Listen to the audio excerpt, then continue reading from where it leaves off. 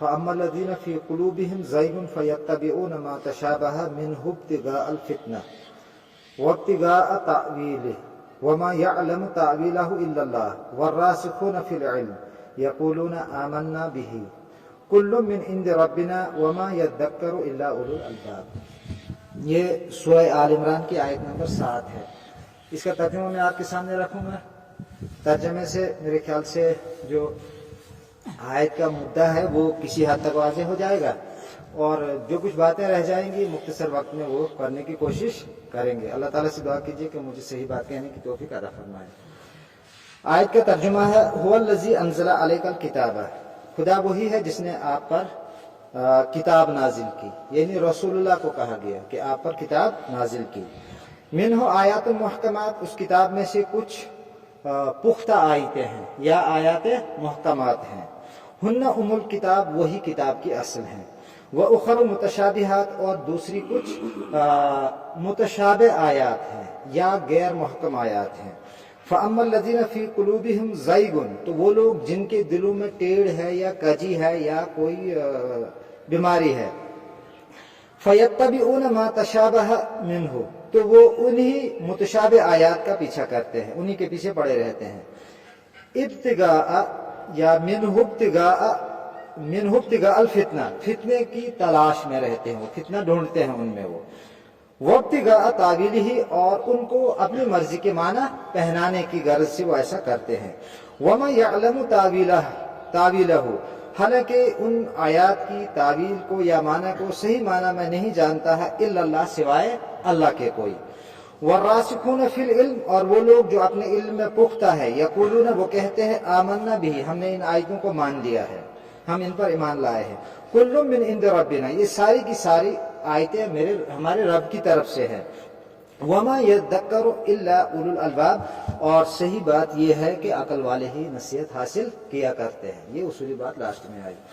اس آیت کا مختصر طور پر یوں خلاصہ ہم بیان کر سکتے ہیں کہ پورے قرآن کے اندر 2 طرح کی آیتیں ہیں. یعنی قرآن کے مان لیجئے ہم 2 حصوں میں قرآن کو بانٹ سکتے ہیں اس آیت کی روح سے.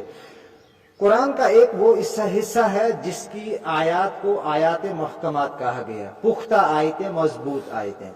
اور دوسرا حصہ وہ ہے جن کو آیات متشابہات کہا گیا، یعنی جو محکمات میں نہیں آتی ہیں. اب دوسرا سوال یہاں پر یہ ہے کہ محکمات اور متشابہات کیا ہے. ایک تو وہ متشابہ آیات حفظ کے حساب سے ہوتی ہیں ایک جیسی، وہ مراد نہیں ہے یہاں پر کہ ایک جیسے الفاظ آئیں اور آیات متشابہات کہہ لیں، وہ نہیں. آیات محکمات ان آیات کو کہا گیا ہے، قرآن کے اس حصے کو کہا گیا ہے کہ جس کا معنی مطلب واضح ہے. الفاظ ایسے ہیں کہ اپنے معنی پر وہ واضح طور پر دلالت کرتے ہیں وہ الفاظ، اور ان کے معنی متعین ہیں، کوئی ڈھکی چھپی پوشیدہ بات ان کے اندر نہیں ہے. یہی آیات قرآن کی اصل ہے. اصل ہونے کا مطلب جو اس میں کہا گیا، اصل ہونے کا مطلب یہ ہے کہ جس غرض کے لیے قرآن نازل ہوا ہے وہ غرض انہی آیات محکمات سے پوری ہو جاتی ہے. انہی آیتوں کو پختہ آیات کہا گیا، مضبوط آیات کہا گیا، محکم آیات کہا گیا کہ جن کے معنی واضح، جن کی دلالت واضح، جن میں کوئی غموض اور پوشیدگی کی گنجائش قطعاً خدا نے نہیں رکھی. وہ کیا ہے؟ مثال کے طور پر آیات توحید جو خدا کے ایک ہونے پر دلالت کرتی ہیں، جو پیغمبر صلی اللہ علیہ وسلم کی رسالت پر دلالت کرتی ہیں، جو آخرت کو بتاتی ہیں، جو حلال اور حرام کے حوالے سے اوامر و نواہی ہیں. یہ ساری آیات انسان کو کیا کرنا ہے، کیا نہیں کرنا ہے، ہدایت کیسے ملے گی، گمراہ کیسے ہوگا، کیا کرنے کے نتیجے میں اس کو سزا ملے گی، کیا کرنے کے نتیجے میں اس کو جنت ملے گی، یہ ساری آیات محکمات ہیں. یہ انسان قرآن کے نزول کی غرض کو پورا کرتی ہیں. اس لیے کہا گیا کہ ہن ام الکتاب، یہی اصل کتاب کی غرض و غایت ہے. اس کے مقابلے میں دوسری آیت جو آیات متشابہات ہیں، وہ آیات متشابہات ایسی باتوں کو بیان کرتی ہیں جنہیں انسانی عقل سمجھ نہیں پاتی ہے. سادہ لفظوں میں، اب کیوں قرآن کے اندر ایسی باتیں ہیں جنہیں انسانی عقل سمجھ نہ سکے؟ سوال پیدا ہوتا ہے. تو یعنی دوسرے لفظوں میں کہیں گے آیات متشابہات کیوں ہیں قرآن کے اندر جب ان کے معنی مطالب سمجھنا دشوار ہے انسان کے لیے؟ تو اس کے حوالے سے مفسرین نے لکھا ہے کہ دیکھیے انسان اس دنیا میں آیا ہے، اور جب تک انسان کو اس دنیا کی ابتدا اور اس کا اختتام اور اس دنیا کے اندر انسان کا مقام کیا ہے یہ نہ بتایا جائے تو اس کے ذہن میں ایک قسم کی مان لیجئے وہ کلیئرٹی نہیں ہے اپنے دین کے حوالے سے، خدا کے حوالے سے، زندگی گزارنے کے حوالے سے۔ انسان کو یہ کلیئر ہونا چاہیے کہ یہ دنیا کیا ہے، حیثیت کیا ہے دنیا کی، اور انسان کی کیا حیثیت اور ذمہ داری ہے اس میں، اس دنیا کا اختتام کیا ہے اور ابتدا کیا ہے۔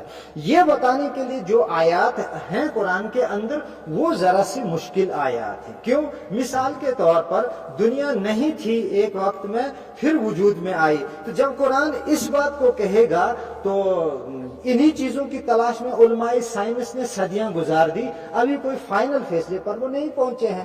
اس دنیا کا اختتام ہے ایک دن قرآن کہتا ہے، اور کیسے ہوگا تو یہ بات تو مشکل ہوگی۔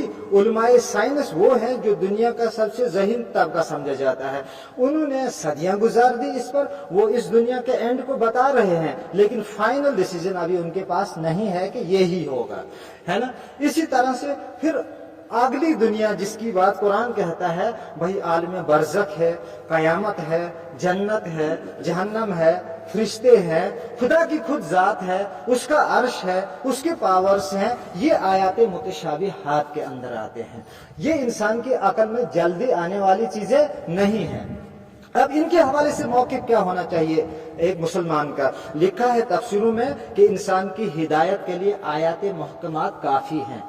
جب آیات محکمات کے ذریعے سے ایک انسان کو یہ ڈسکور ہو جائے خدا ہے، اس کائنات کا مالک ہے، وہی اس کا خالق ہے، وہی اس کا فرما روا ہے، وہی اس کو چلا رہا ہے، اس کے قبضے قدرت میں یہ ساری کائنات ہے، پھر سوال پیدا نہیں ہوتا کہ اگر متشابہات میں سے کوئی بات سمجھ میں نہ آئے تو وہ دین سے پیچھے ہٹے۔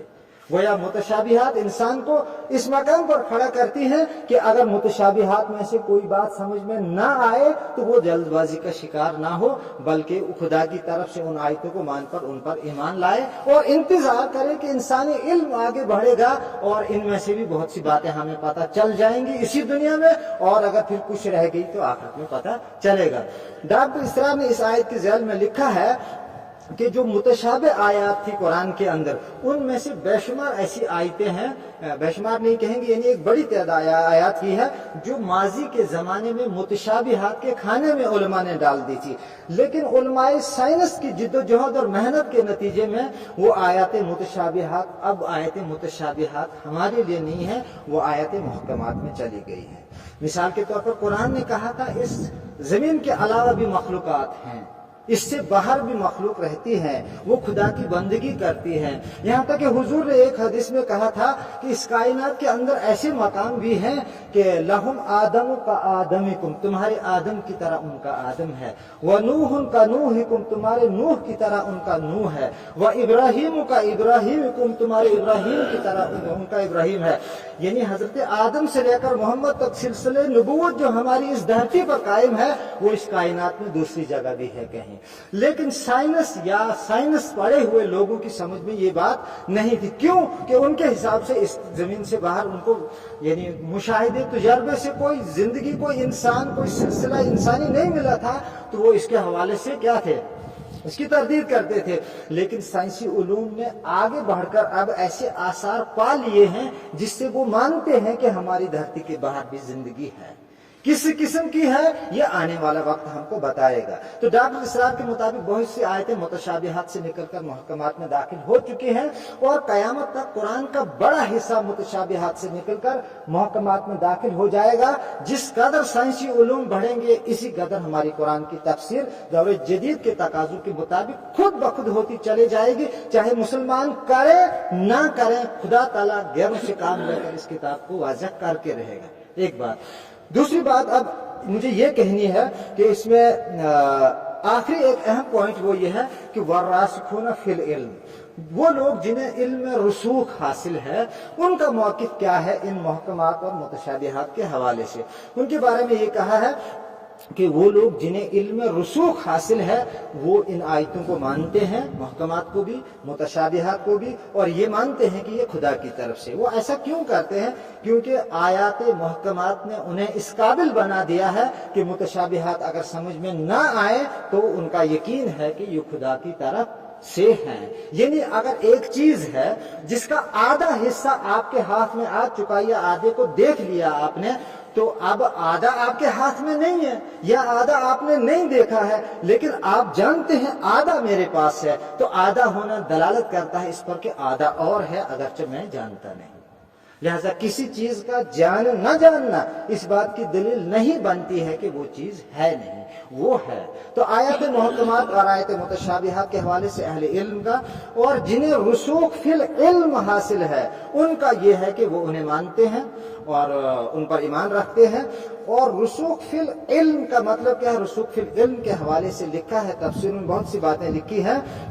تفسیر طبری کے اندر لکھا ہوا ہے کہ یہ راسخون فی العلم کون ہے؟ اس میں لکھا العلماء الذین اتقنوا العلم ووعوه وحفظوه حفظا، کہ راسخون فی العلم وہ علماء ہے جنہوں نے اپنے علم کو کیا کیا ہے، اس میں پختگی، اتقن العلم، اپنے علم کو مضبوط کیا ہے، اور مضبوط ہی نہیں وہ انہیں یاد بھی ہے، اور ایسا یاد ہے کہ وہ انہیں بھولنے والا بھی نہیں ہے، لیکن کسی علم کو متعین نہیں کیا ہے۔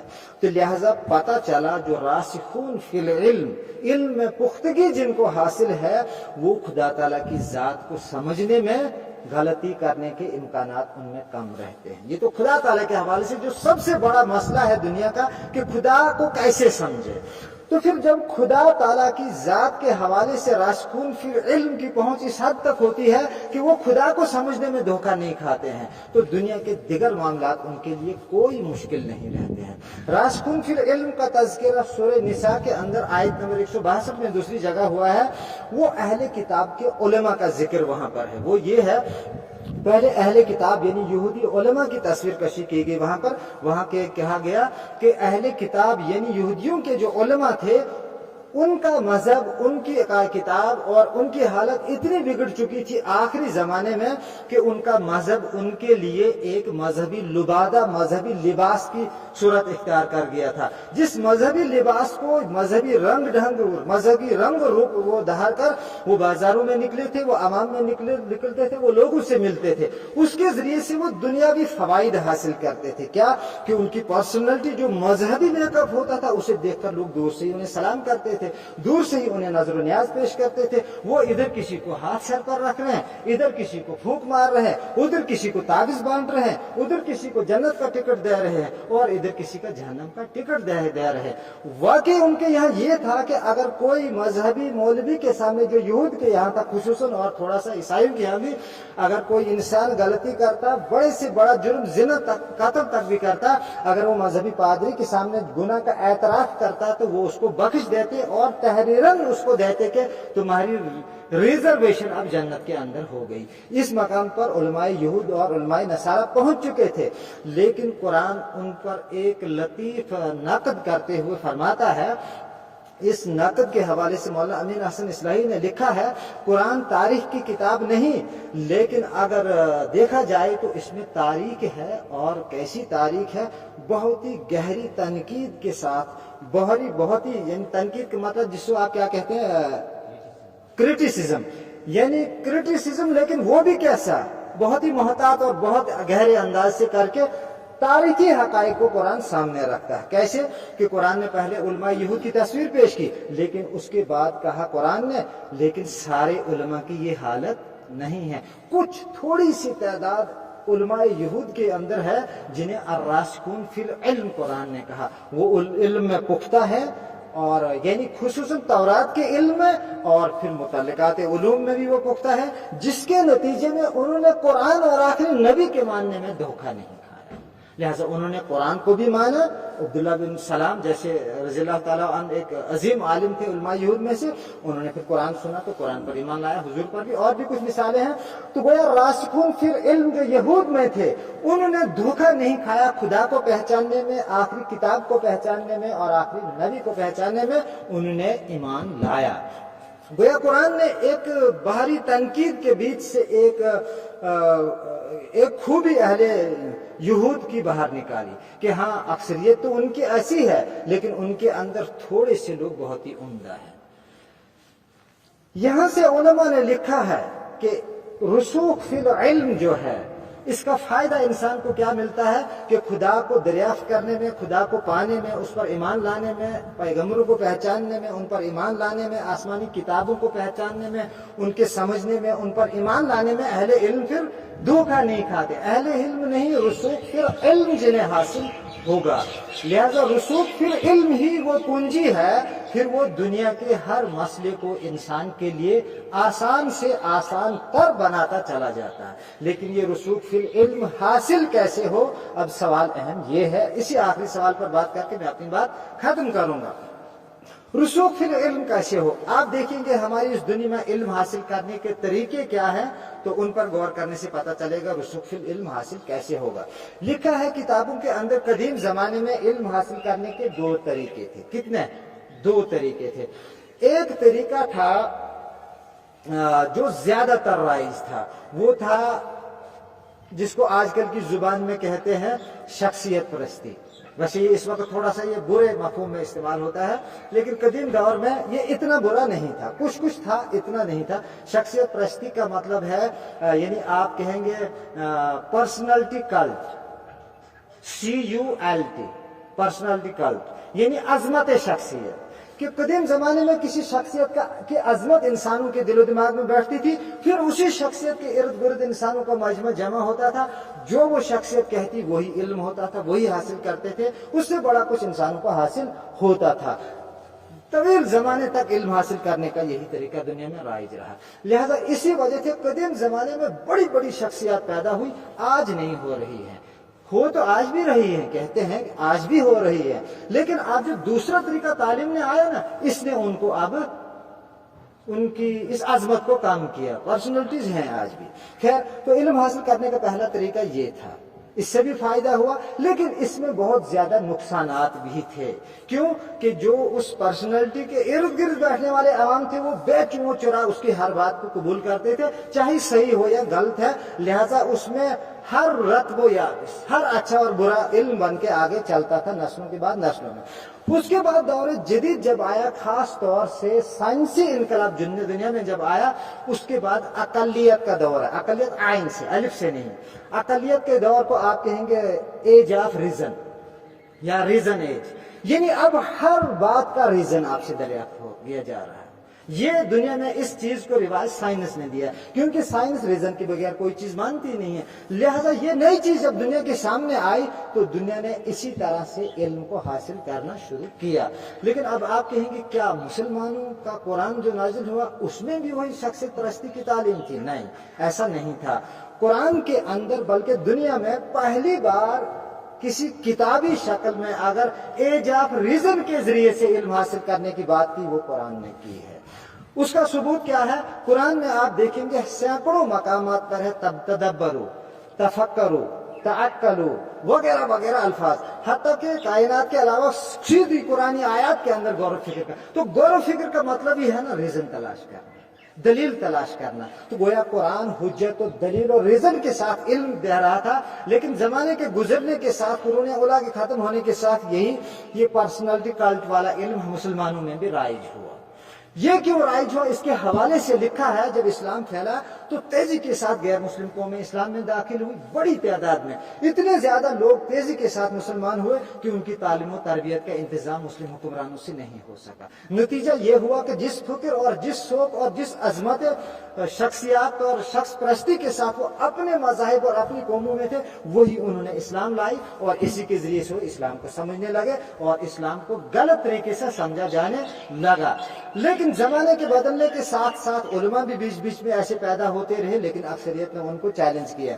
लेकिन साइंस ने फिर आकर इंसानों को मना दिया कि दलील के बगैर आप कोई बात दुनिया में चलने वाली नहीं है। लिहाजा यहाँ पर वही बात साइंस ने दुनिया को मनाई जो कुरान मना रहा था, लोग मान नहीं रहे थे। तो लिहाजा इल्म हासिल करने का एक ये तरीका, ठीक, ये वाला आज खत्म है, ये आज नहीं है। अब दूसरा वाला है कि दलाइल की रोशनी में इल्म को हासिल किया जाए जो कुरान कहता है, اور جو سائنس کہتی ہے، بلکہ ہر علوم کے اندر یہ بات ہے۔ اب آپ کہیں گے کہ بھائی سائنسی بات کو پروو کرنے کے لیے دلیل چاہیے، مذہبی بات کو پروو کرنے کے لیے دلیل چاہیے، لیکن کیا کوئی سر کہہ سکتا میں تو انگلش پڑھاتا ہوں، میں تو اردو پڑھاتا ہوں، میں تو عربی پڑھاتا ہوں، کیا مجھے بھی دلائل کی ضرورت؟ ہاں بالکل، مان لیجئے رفیق صاحب یہاں پر کوئی بات کہتے ہیں اردو کی کہ بھائی یہ بات ایسے ہے، تو ہم ان سے دلیل مانگیں گے۔ کیا اقبال نے کبھی اس کو اپنے کسی شعر میں اس لفظ کو یوں استعمال کیا جیسے آپ بول رہے ہیں؟ کیا حالی نے کیا؟ کیا غالب نے کیا؟ کیا کسی اردو کی بڑی شخصیت کے یہاں یہ ملتا ہے ان کے لٹریچر میں؟ اگر ہاں تو یہ ریفرنس، یہ حوالہ ہے، یہ رسوخ فی علم کی طرف ایک قدم ہے رفیق صاحب کا۔ یہی حال انگریزی کا ہے۔ آپ کے یہاں جو انگریزی کے امام ہیں ان کی ریفرنس آپ کے دل و دماغ میں تازہ رہے، اگر آپ کا سبجیکٹ ہے آپ اس میں خود تر و تازہ رہیں۔ یہی حال ہم لوگ، اگر ہم عربی پڑھتے ہیں، ہم کسی عربی لفظ کا معنی یہ کرتے ہیں تو ہم سے پوچھا جائے کیا آپ کی اپنی ایجاد ہے یا ائمہ لغت نے اس کو ایسے استعمال کیا ہے؟ اگر آپ کوئی سائنسی بات اسٹوڈنٹ کو کہتے ہیں یا کسی کو کہتے ہیں تو ریزن پوچھا جائے گا، کیا سائنسی دنیا میں سائنسی علماء نے اس بات کو تسلیم کیا ہے؟ یہ سائنسی دنیا کی بات ہے یا آپ نے خود بنائی ہے؟ لہذا ریزن اب تلاش ہوگا۔ اب ریزن کو بنیاد بنا کر علم حاصل کریں گے تو علم میں رسوخ حاصل ہوگا۔ میں اپنی بات کو ختم کرتے ہوئے یہاں پر صرف ایک آخری بات یہ کہنا چاہتا ہوں کہ علماء نے لکھا ہے کہ انسان، خصوصاً وہ لوگ جو تعلیم سے وابستہ ہیں، ان کو اپنے علم یعنی اپنے سبجیکٹ میں خصوصی مہارت ہونی چاہیے۔ مولانا ابو الحسن ندوی خاص طور سے طلبہ کو نصیحت کرتے تھے، اختصاص اور اخلاص پیدا کرو۔ اخلاص کہ خدا کے لیے کر رہا ہوں، اور اختصاص اپنے مضمون میں وہ ماہر ہونا چاہیے۔ یہ تو مدارس میں وہ کہتے تھے، لیکن عصری اداروں میں جب وہ تقریر کرتے تھے تو وہاں پر وہ یہی بات کہتے تھے کہ اگر آپ سائنس کے اسٹوڈنٹ ہیں تو سائنس میں آپ کو اختصاص اور اخلاص چاہیے۔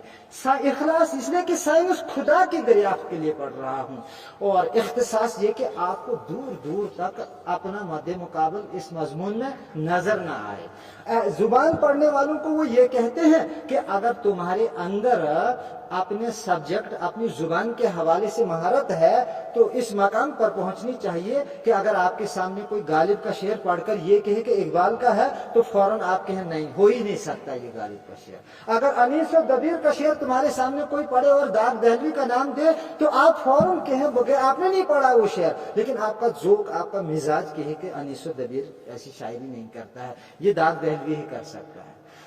اسی طرح یہی حال انگریزی کا ہے، عربی کا ہے، اور یہی حال سائنس کا ہونا چاہیے۔ لکھا ہے کتابوں کے اندر، لیکن کچھ مسائل انسانوں کے سامنے آتے ہیں جہاں انسان کا علمی سفر رکتا ہے، وہ رسوخ فی العلم حاصل نہیں کر پاتے۔ وہ کیا ہے؟ وہ انسانی زندگی کے صدمات ہیں، شاکس۔ مختلف شخص انسان کو آتے ہیں، لیکن لکھا ہے کہ جتنے صدمات اور شخص انسان کو آتے ہیں ان کو اگر منفی کے بجائے مثبت طریقے سے لیا جائے وہ انسان کے علم کے سفر میں معاون بنتے ہیں، مددگار بنتے ہیں۔ مثال کے طور پر میں نے ایک کتاب کے اندر پڑھا کہ مشہور برٹش سائنسدان نیوٹن باغ میں بیٹھے تھے۔ مشہور واقعہ آپ لوگ سب جانتے ہیں، ہمارے لیے تھوڑا نیا ہے، آپ کے لیے کوئی پرانا واقعہ ہے۔ کہتے ہیں وہ باغ میں بیٹھے ہوئے تھے، سیب اوپر سے گرا، ان کے سیب سے سر سے ٹکراتا ہو، سیب کہاں گیا؟ نیچے گر گیا۔ یہ اس کے لیے ایک شوق تھا، اس کو ایپل شوق کہہ سکتے ہیں۔ یہ ایک صدمہ تھا، ایک حادثہ تھا ان کے لیے۔ اس کا منفی پہلو یہ تھا، وہ کہتے کہ ارے میں کہاں بیٹھا ہوں، یہ باغ تو خطرے کی چیز ہے، یہ تو مار سکتا ہے انسان کو، یہ تو میں تھا، میں بڑا بچ گیا، اگر میرا بچہ یہاں ہوتا تو وہ تو سیب کی چوٹ سے مر سکتا تھا، لہذا سیب اگانا بند کرو، کوئی ایسی فصل اگاؤ جو نیچے نیچے ہی چلے۔ یہ کہ منفی پہلو تھا، لیکن اس ایپل شاپ نے اس کے علم کے سفر کو بڑھایا۔ کیا؟ اس نے مثبت رخ دیا اس کو۔ اس نے کہا یہ سیب نیچے کیوں آیا، اوپر کیوں نہیں آیا؟ یہ مثبت رخ دیا اس نے اس شاپ کو، اس صدمے کو۔ یہاں سے کیا ہوا کہ ایک نیا انقلاب دنیا میں آیا نہیں، اس نے پھر ڈسکور کر لیا کہ زمین کے اندر قوت کشش ہے، گریویٹیشن پول کہیں گے شاید، ہے نا، کہ زمین کے اندر گریویٹیشن پول ہے جو بہت زیادہ مفید ہے انسان۔ شاید اگر گریویٹیشن پول زمین کے اندر نہ ہو شاید انسان اس پر نہ بچ سکے، شاید ایسا ہی بچ سکتا ہے، شاید ممکن ناممکن ہے نا۔ تو اتنی مفید چیز کو اس نے ڈسکور کیسے کیا؟ ایپل شاپ کے ذریعے سے، وہ مثبت رخ دیا۔ اسی طرح انسان زندگی کے ہر صدمے کو، چاہے وہ بیماری کا شوق ہے، چاہے وہ غربت کی شوق ہے، چاہے وہ اولڈ ایج کی شوق ہے، چاہے وہ کوئی حادثہ جیسے فلڈ شاک ہے، ارتھکویک شاک ہے، ایسے شاکس کا اگر انسان مثبت رخ دے گا، اس کا علمی سفر آگے بڑھتا ہے، پیچھے واپس نہیں آتے۔ یہ میں اس لیے عرض کر رہا ہوں کہ ہم اپنے علمی سفر کی رکاوٹ کس چیز کو بناتے ہیں؟ شاکس کو۔ تو لہذا شاکس آگے چلاتے ہیں، پیچھے نہیں لاتے ہیں۔ ایک اور ہے غربت شاک جس کو کہیں گے، یا پاورٹی شاک۔ اس کے حوالے سے میں ابو الحسن ندوی کی ایک بات عرض کروں گا، اس نے خصوصاً علماء سے کہا، ویسے تو سارے علوم پہلے ایک ہی تھے، بعد میں تقسیم کیے گئے۔ اس نے کہا کہ علم جو لوگ حاصل کرتے ہیں نا، انہیں دولت نہ ملنے اور غربت کی شکایت نہیں کرنی چاہیے۔ کیوں؟ کہ انہیں اس راستے کو سوچ سمجھ کے آزمانا اختیار کرنا چاہیے۔ وہ کہتے ہیں کہ علم کا راستہ معاشی حوصلہ افزائی کا راستہ نہیں ہے، یہ تنگ دستی کا ہی راستہ ہے، یہ مصیبتوں کا ہی راستہ ہے۔ آپ دیکھیے مذہبی علماء کو یا غیر مذہبی سائنسی علماء کو، ان کی زندگیاں زیادہ خوشحال نہیں گزری ہیں، ان نے غربت اور تنگیوں میں ہی زندگیاں گزاری ہیں، انہوں نے اندھیرے میں اور وہ سڑکوں پر لائٹوں کے نیچے جا کر ہی پڑھا ہے۔ تو لہٰذا اگر علمی سفر کو جاری رکھنا ہے تو بہت زیادہ دولت مند بننے کا شوق نہیں رکھنا چاہیے، ایک بات یہ۔ دوسری اور آخری بات یہ ہے کہ ہم یہاں پر ادارے کے اندر پڑھاتے ہیں نا، کوئی انگریزی پڑھا رہا ہے، بس آخری بات ہے، دھوپ لگ رہی ہے، کوئی سائنس پڑھا رہا ہے، کوئی تجوید پڑھا رہا ہے، کوئی حفظ پڑھا رہا ہے، اگر زیادہ نہیں تو اپنے سبجیکٹ کی حد تک ہمیں رسوخ فی العلم حاصل ہونا چاہیے۔ مثال کے طور پر میں شروع کروں گا اس ڈپارٹمنٹ سے، یہاں تک ایک ایک مثال دوں گا، بات ختم کریں گے۔ ہمارے حفظ کے شعبے میں ایک قاری صاحب پڑھاتے ہیں، وہ حفظ کرا رہا ہے نا، اس کو 30 پارے حفظ ہونے چاہیے، اگر 30 نہیں ہے تو کچھ ہونا چاہیے، اگر نہیں ہے بھولا ہے تو وہی پڑھا رہا ہے نا صبح شام، تو وہ دور کرتا ہے، اس کو کون روکتا ہے وہاں؟ وہ اس طرح سے بچوں کو سنے اور سنائے کہ اس کا اپنا بھولا ہوا وہ واپس آنے لگے۔ اس میں اجر بھی ہے اور اس میں اس کا شخصی فائدہ بھی ہے۔ اگر ایک استاد کو قرآن یاد نہیں تھا لیکن پڑھاتے پڑھاتے اس نے ایک بڑا حصہ یاد کر لیا، تو 2 منٹ کے لیے اگر سراج العلوم اس کو نکال بھی 2 منٹ کے لیے لے گا، یہ دنیاوی فوائد کی بات کر رہا ہوں، تو دوسری جگہ اس کے ہاتھوں ہاتھ لیا جائے گا۔ لیکن اگر وہ یہ ٹیک کر بیٹھا، مجھے تو دستار بندی ہو گئی ہے، ماسٹر بھی مجھے نام پڑ گیا ہے، قاری بھی نام پڑے، اب مجھے صرف سورہ فاتحہ کیوں نہ بچے، ٹینشن نہیں ہے، تو لہٰذا یہ اپنا ذاتی اس کو نقصان ہے۔ ایک تو اللہ کی کتاب کی رحمت سے محرومی، دوسرا یہ کہ اگر 2 منٹ کے لیے یہاں ہمیں کچھ ہو جائے، 2 منٹ کے لیے دوسری جگہ ہمیں کون لے گا جب ہم کو یاد ہی نہیں ہے قرآن؟ اصول تجوید کی اول 2 یہاں پڑھائی جاتی ہے، ہماری قاری صاحب کو وہ مطالعے میں رہنی چاہیے، اگر اس کو مسلسل پڑھے 2 مہینے میں 2 جلدیں ختم کر سکتا ہے، اس کی قواعد دماغ میں تازہ ہونے چاہیے۔ مگر یہ مت سوچنا میں آپ لوگوں کو وہ جس کو آپ انگریزی میں کرٹیسزم بولتے ہیں، تنقید نہیں، یہ تعمیری بات میں بول رہا ہوں۔ اگر آپ کے پاس تجوید ہے، قرآن یاد ہے، اچھی قرات ہے، تو سراج العلوم کے محتاج کیا آپ مان لیجیے اگر 2 منٹ، حالت تو ہمیں سراج العلوم سے بہتر ادارے تو شاید کشمیر میں نہیں ہے، جہاں تک مجھے پتا ہے مدارس کا کیا تنخواہیں ہیں، کیا حالات ہیں، لیکن 2 منٹ کے لیے آپ نہیں رہنا چاہتے یہاں، باہر آپ کو ہاتھوں ہاتھ لیں گے، اور اگر یہاں رہے تو بچوں کو دیں گے، اگر دوسری جگہ بھی دیں گے تو ہماری قوم کے بچے ہیں، کہیں جا کر بھی پڑھائی پڑھیں۔